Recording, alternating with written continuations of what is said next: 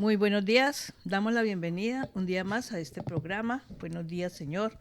Un tiempo que apartamos para meditar en la palabra de Dios y recibir de parte de nuestro Padre Eterno sabiduría, sanidad, paz interior y conocer el propósito de nuestras vidas. Mi nombre es Mercedes y quiero hoy dar un saludo especial a todos los oyentes, amigos, familiares, discípulos, consiervos, hermanos en Cristo. Invitarles a que escuchen atentamente este audio hasta el final, a que lo compartan con otras personas, que le den me gusta y que se suscriban a nuestro canal si no lo han hecho.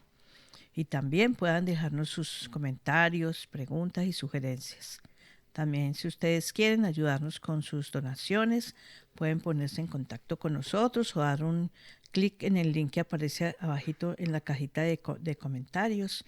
Y esto será de antemano. Nosotros les damos las gracias por esa colaboración que será muy valiosa para nuestro canal. Desde la iglesia IRE, esperamos que estos estudios sean de mucha bendición para sus vidas. Hoy vamos a decir hoy el día que corresponde hoy. Hoy es el día 47 de contar Omer. Diga conmigo, hoy es el día 47 de contar Omer. Vamos a mirar una vez más, porque esto lo vamos a recordar siempre y el Señor quiere que nosotros recordemos todas estas cosas. Vamos a mirar dónde está este mandamiento que Dios nos ha dado para que lo recordemos todos los días. Vamos a mirar en Levítico 23:15, dice, y contaréis desde el día que sigue al día de reposo, desde el día que ofrecéis la gavilla de la ofrenda mecida, 7 semanas cumplidas serán. Mire que el Señor dice, y contaréis. Por eso nosotros contamos todos los días, cada día que pasa, estamos contando esta cuenta del Homer. Y mire que el Señor lo dijo, y haréis a Jehová, dice, y haréis fiesta a Jehová por 7 días cada año. Será estatuto perpetuo.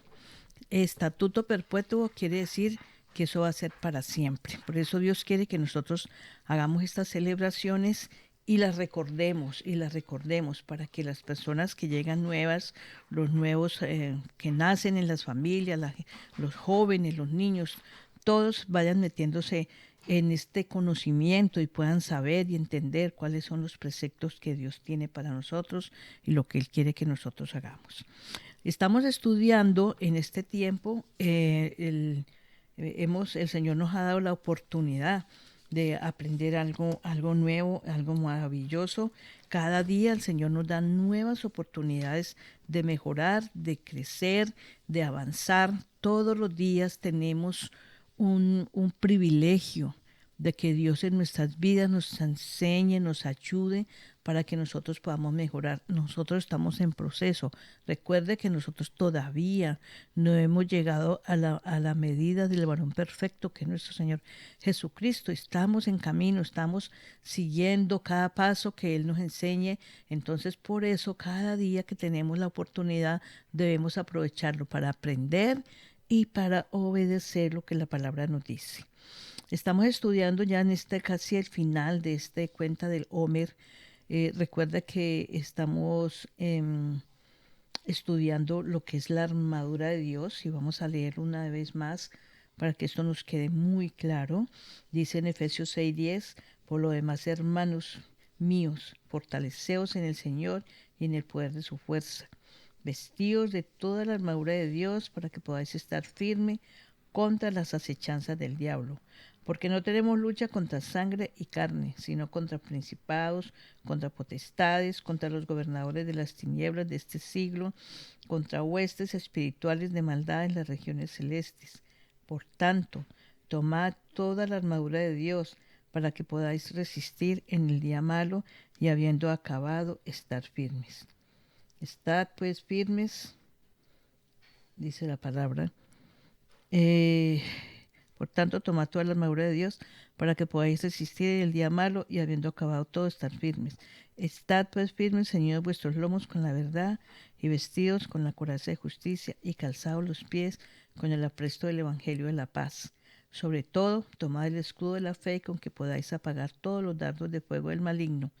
Y tomad el yelmo de la salvación y la espada del Espíritu, que es la palabra de Dios. Hoy vamos a ver el versículo 17. Y tomad el yelmo de la salvación.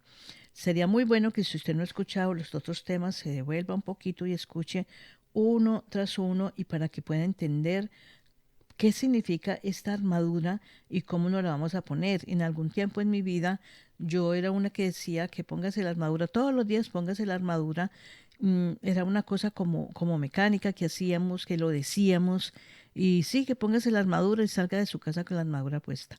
Pero estudiando poco a poco y con el paso de los tiempos nos hemos nos hemos dado cuenta de que cómo es que nos debemos de poner esta armadura. Y ahora, ¿y qué es esa armadura? Esa armadura es como es un vestido, se refiere como a un soldado que debe de estar vestido perfectamente para la batalla.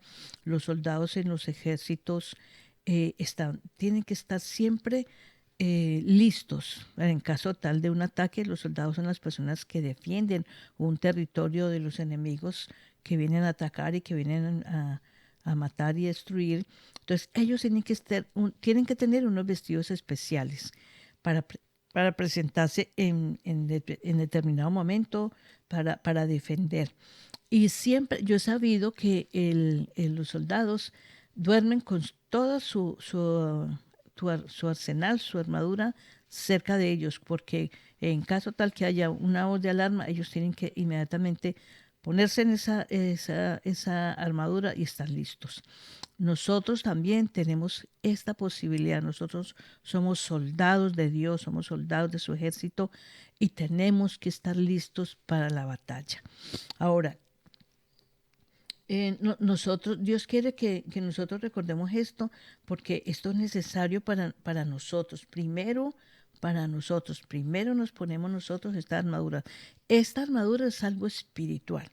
Los soldados antiguamente que se vestían y los soldados que se visten hoy para la guerra, ellos se ponían una armadura bastante pesada. Antiguamente lo que se ponían era una cosa bastante fuerte para protegerse.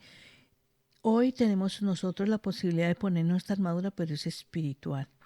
No va a llevar un peso físico, pero sí va a llevar un peso espiritual.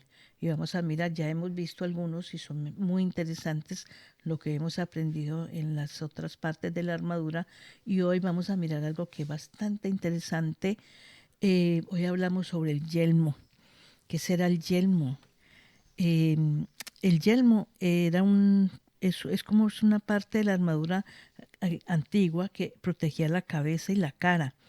Algunos diseños utilizaron aberturas curvas para desviar o disminuir el impacto de los golpes. El enemigo por lo general tiene que tirar para destruir el enemigo. Hay que tirarle a la cabeza para poderle quitar toda acción que sea fuerte. Entonces, el enemigo a nosotros nos va a tirar a la cabeza, nos va a tratar de destruir. Vamos a mirar después, miremos en qué forma nos va a atacar. Vamos a mirar primero lo que es el yelmo. Este yelmo era hecho o de hierro, o de acero, o de bronce.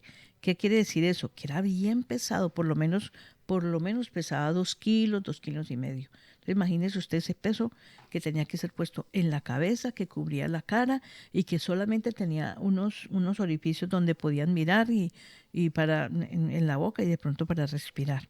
Era bien pesado y era para cubrirlos y habían unos que llegaban hasta el cuello, tapaban hasta el cuello, porque claro, si le tiran a la cabeza y le tiran el cuello, le pueden reventar una vena y ahí quedaba el pobre soldado. Nosotros tenemos hoy esa posibilidad de ponernos el yelmo. Mire que el Señor dice en su palabra y tomar el yelmo de la salvación. ¿Qué significa eso de tomar? Eso quiere decir que lo cogemos, ¿sí? Que lo recibimos. Eso es un regalo. El yelmo de la salvación es un regalo que Dios nos da a nosotros para protegernos, ¿sí? Es una cosa que es bien especial, nos lo debemos de poner todos los días. Se llama el yelmo de la salvación, ¿sí?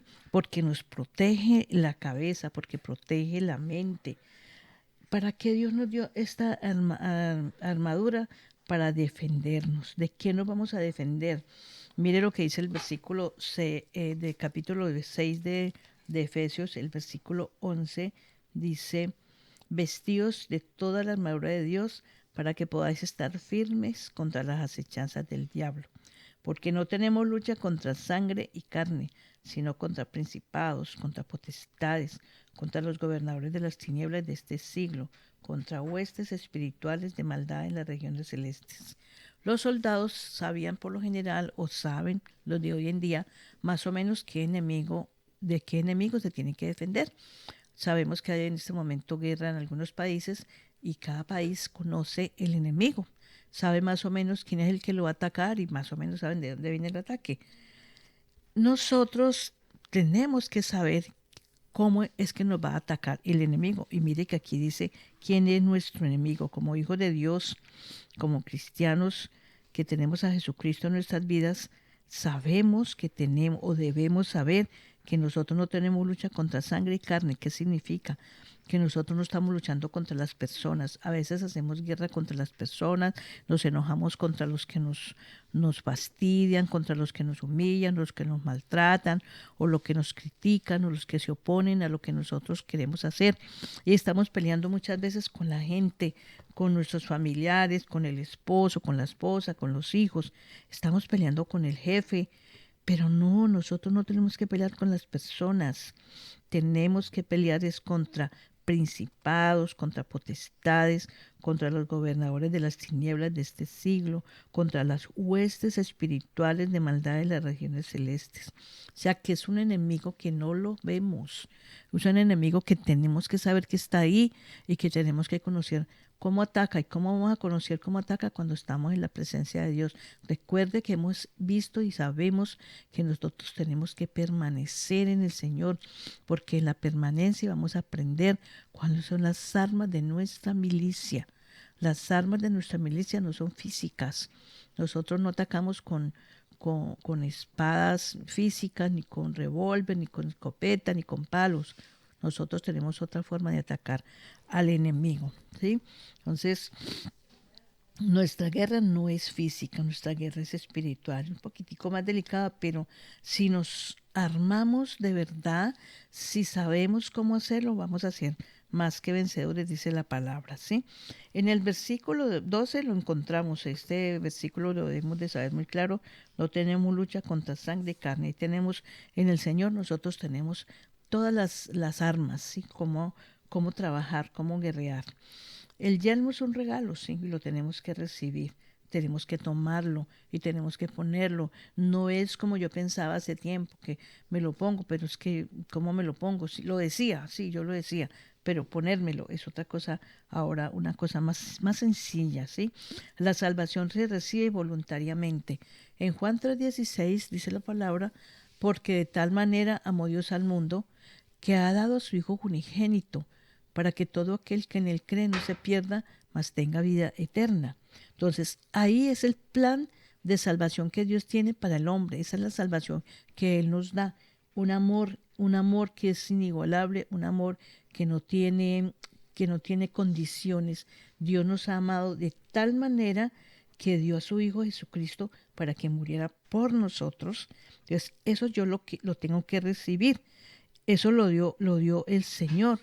En Juan 19:30 dice, consumado es. Cuando el Señor Jesús entregó su vida por nosotros, cuando estaba allá en la cruz, que Él murió, Él entregó el Espíritu. Y yo quiero que quede muy claro que el Señor no lo mataron porque eran muy malos y porque no estaban metidos bajo la ley. El Señor se entregó porque el Señor podía haberse librado de todos ellos.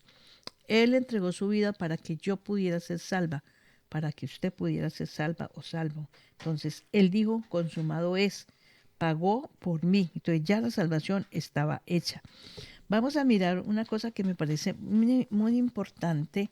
Vamos a mirar qué dice en Lucas 24. Vamos a mirar esa parte de la palabra que el Señor nos ha dejado en cuanto a ese regalo de salvación que nos ha dado, que es la vida de Él entregada por nosotros.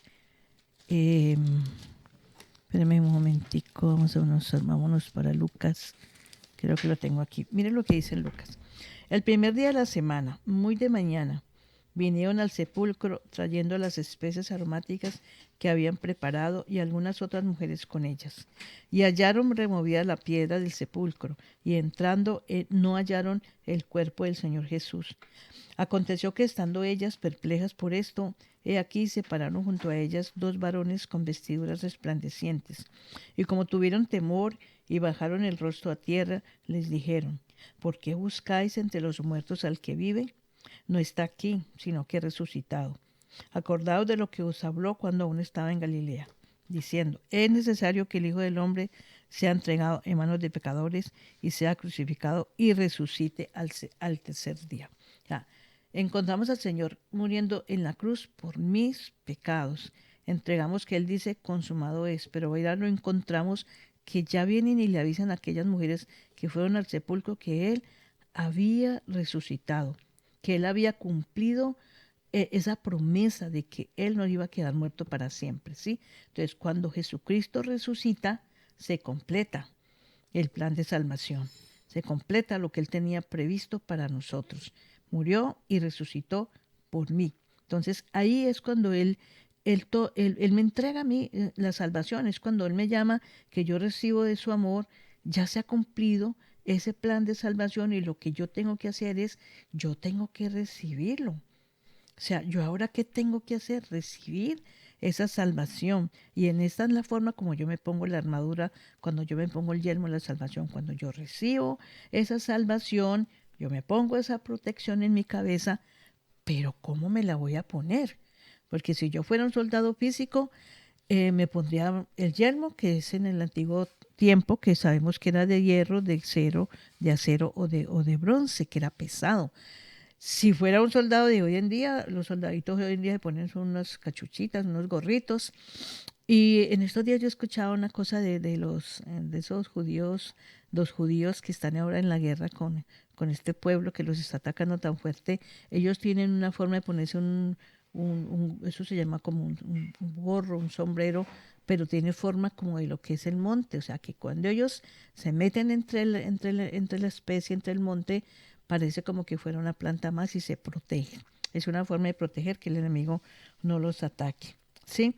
¿Yo cómo me voy a proteger? ¿Cómo me voy a poner este yelmo a la salvación? Ah, bueno, vamos a mirar cómo. Yo me tengo que alimentar con la palabra de Dios. Recuerda que Mateo 4:4 Jesús mismo dijo, no solo de pan vivirá el hombre. En este momento el enemigo le estaba mostrando a Jesús que porque tuvo hambre, porque estaba 40 días de ayuno, y entonces él tiene hambre y viene el enemigo y le dice que haga que esas piedras que están alrededor de él se conviertan en pan para que coma y sea llenado. Pero el Señor le dice, no, no solo de pan vivirá el hombre, sino de toda palabra que sale de la boca de Dios. O sea que yo me alimento con la palabra de Dios. Cuando yo tomo esta palabra que es bien grande, que son 66 libros y que pues, cada uno trae una sabiduría, cada uno trae un alimento espiritual para mí. Si yo la tomo y me alimento, entonces yo voy a tener en mi mente y en mi alma una alimentación espiritual que me va a servir para esa guerra espiritual que yo tengo, ¿sí? En la palabra dice, vamos a buscar una cita, dice en 2 de Timoteo 3:16, toda la escritura es inspirada por Dios, útil para enseñar, para redarguir, para corregir, para instruir en justicia, a fin de que el hombre de Dios sea perfecto, enteramente preparado para toda buena obra. Toda la palabra de Dios, la Biblia, todo eso es inspirado por Dios. ¿Y para qué me sirve? Para alimentarme, para instruirme, para dirigirme. Cuando yo leo la palabra, yo en ella encuentro cómo hacer las cosas, cómo mejorar en algunas cosas de mi vida. Cuando yo me meto en la palabra de Dios, ella me habla a mí y me dice en qué cosa yo estoy fallando o qué cosa yo puedo hacer, me guía. Esta palabra sirve para todo. Mire que dice útil para enseñar. ¿Qué es lo que me va a enseñar? Todo es referente a la vida. Aparentemente uno puede decir, no, pues es que ahí yo no voy a encontrar en cuanto a negocios o en cuanto a un trabajo o en cuanto a la vida sentimental. Ahí se encuentra todo. usted se pone a leer en la palabra. Yo ahora no le puedo decir a usted exactamente en qué cosas usted puede encontrar, pero cuando usted tiene necesidad, usted le ora al Señor, porque hay que orar para leer la palabra. La oración es como el aceite, ¿sí? Que se le unta algo que se puede pasar, que yo oro al Señor, le digo que me hable, yo me meto en la palabra y Él me va a decir. Por ejemplo, Él me va a decir que yo no coja lo ajeno, o me va a decir que deje la ira cuando a veces nos pasamos en ira, cuando tenemos enojo contra otra persona. Él me va a decir que yo tengo que amar y perdonar. Todo en cuanto a negocios, ¿qué debo hacer? Yo no debo defraudar a otra persona. Yo debo hacer las cosas derechas y el Señor me da bendición, me da dirección, me dice dónde ir, dónde no ir, cómo. Cuando yo leo la palabra, yo puedo entender de Dios cómo es que yo puedo hacer las cosas para que Él sea agradado y para que yo sea edificado. Entonces, en 2 Timoteo 3:16 no lo olvida. Toda la escritura es inspirada por Dios y útil para enseñar, para redarguir, para corregir, para instruir en justicia. ¿Para qué? A fin de que el hombre de Dios sea perfecto, enteramente preparado para toda buena obra. Nosotros fuimos creados para hacer buenas obras, pero yo me tengo que preparar con la palabra para ver cuáles son las buenas obras que tengo que hacer. ¿Vale? Bueno, cuando mi mente está llena de la palabra, yo puedo vencer las dificultades. En Filipenses 4:8, también lo vamos a leer. Filipenses 4:8 dice que todo lo que es bueno vamos a buscarlo para que sea más. Acá en Filipenses 4:8, mire lo que dice. Por lo demás, hermanos míos, todo lo que es verdadero, todo lo honesto, todo lo justo, todo lo puro, todo lo amable, todo lo que es de buen nombre, si hay virtud alguna, si algo digno de alabanza, en esto pensad. Lo que aprendisteis y recibisteis y oísteis y visteis en mí, esto haced, y el Dios de paz estará con vosotros. Por lo demás, hermanos, todo lo que es verdadero, todo lo justo, todo lo honesto, todo lo amable, todo lo que es de buen nombre, si hay virtud alguna, si algo digno de alabanza, en esto pensad. Así es como yo limpio mi mente, así es como yo lleno mi mente de cosas buenas, de cosas positivas. Pero no son cosas positivas porque a veces el mundo está dando ahora cosas positivas. Estamos escuchando ser feliz aquí y ahora. No, no es esa forma, es lo que dice la palabra, lo que yo tengo que meterme en lo que dice la Biblia. ¿Qué dice el Señor acerca de cómo debo tratar a la gente? ¿Qué dice el Señor acerca de todo yo, cómo yo debo sentir?